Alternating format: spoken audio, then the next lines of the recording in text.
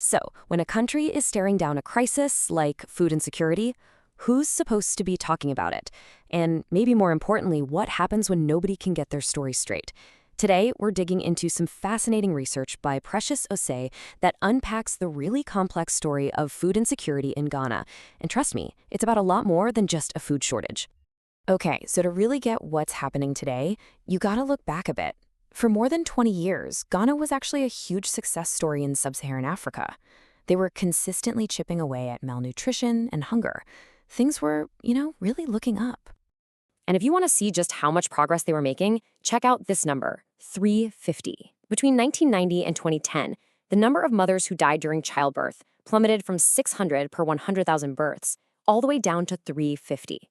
Now, that's a huge deal because it tells you so much more than just healthcare. It shows that nutrition, education, infrastructure, the whole system that keeps a country healthy was getting stronger. And then it all just stopped. Bam. In 2020, the COVID-19 pandemic swept across the globe. The lockdowns and disruptions didn't just slow things down, they seemed to trigger a massive food crisis, basically undoing years and years of hard work. So that's the big question, right? Was the pandemic the real villain here, or did it just rip the Band-Aid off a problem that was already festering underneath? Well, this research argues that COVID wasn't the root cause at all. It was more like a giant stress test that exposed some really deep cracks in the foundation of Ghana's society. All right, let's dive in and take a look at those cracks. What exactly did the pandemic bring to light? It turns out the system was a lot more fragile than anyone thought. Now, the paper uses a specific term for this whole situation, a mega-crisis.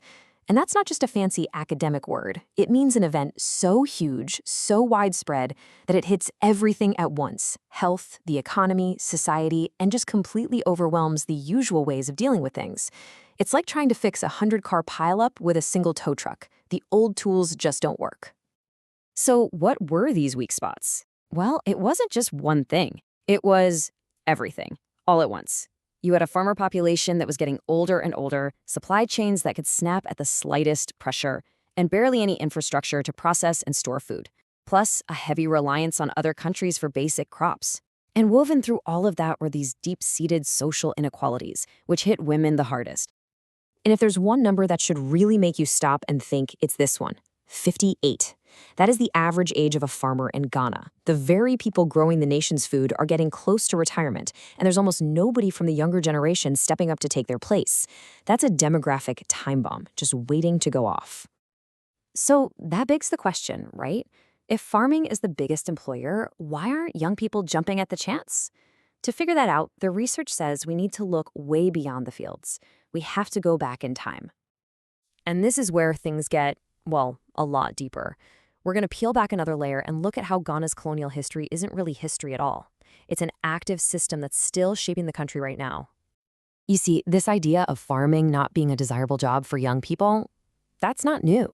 The research actually traces it all the way back to the colonial education system, which basically spent generations teaching people that a white-collar desk job was valuable and working the land wasn't. The paper has a name for this: the structural colonial mess. It's a mouthful, but what it really means are these leftover systems in schools, in farming, in healthcare that were designed for the benefit of a colonial power, not for Ghana. And the crazy part is they're still around, quietly holding the country back. And this wasn't just happening in schools. It was this perfect storm across three huge areas. In education, like we said, desk jobs were glorified over farming. In agriculture, the whole system was built to export cash crops like cocoa, not to make sure Ghanaians had enough to eat. And in healthcare, the focus was all on infectious diseases, while the kinds of things that really impact food security, like nutrition and mental health, were pretty much ignored. And listen to this quote from the scholar R. Pinto. It really hits hard. He says the colonial school system denationalized Ghanaians and promoted cultural annihilation. It wasn't just about teaching math and science. It was about changing what people valued, creating this elite class that looked down on traditional skills, like farming. Okay, so we've got these massive, deep-rooted problems. But who's talking about them, and how are they talking about them? This right here is where it all falls apart. I mean, just look at the messaging coming from the very top. It's completely all over the place. In 2021, you have the president saying, point blank, that the food system is failing. But then, just a few years later, the vice president is out there claiming Ghana has achieved zero hunger. I mean, how is the average person supposed to know what to believe? When you get messages that are polar opposites, you end up with silence, a total communication vacuum. The paper found that traditional media, like the radio stations that are so vital in rural areas, are pretty much silent on the issue. The real conversation is happening on social media. But that leaves out a huge chunk of the population, anyone who can't afford data or just isn't digitally savvy.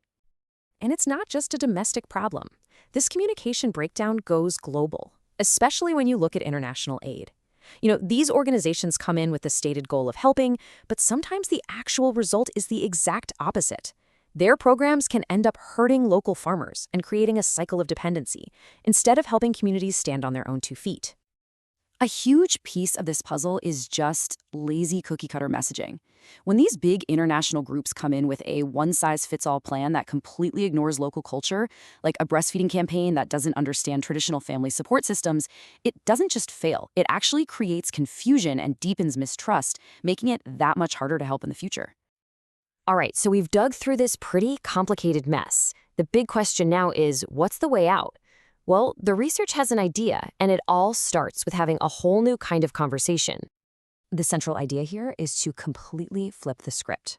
Forget top-down orders from on high. The solution is collaborative, community-based communication that puts the power back into the hands of the people on the ground, especially women and young people, and lets them lead the change. And hey, this isn't just some vague pie-in-the-sky idea. The paper lays out a real, practical model for making this happen. Community communication centers. Think of them as local hubs where people work together to create and share information, using channels that actually make sense for them, like local radio or even community theater. It's about training people, especially youth and women, in leadership and business, and setting up demonstration farms where they can get their hands dirty and learn by doing. So what's the payoff? If this works, the results could be, well, game-changing. We're talking about finally raising real awareness about the problem, getting young people and women excited about agriculture again, and promoting farming methods that are actually sustainable. But maybe the most important thing? It's about rebuilding that sense of community ownership and trust from the ground up. So at the end of the day, what this all boils down to is one last, really important question. This research suggests that the crisis in Ghana isn't just about a lack of food. It's about a loss of control over the national story. So if a nation's story truly shapes its future, who should be the one with the power to tell it?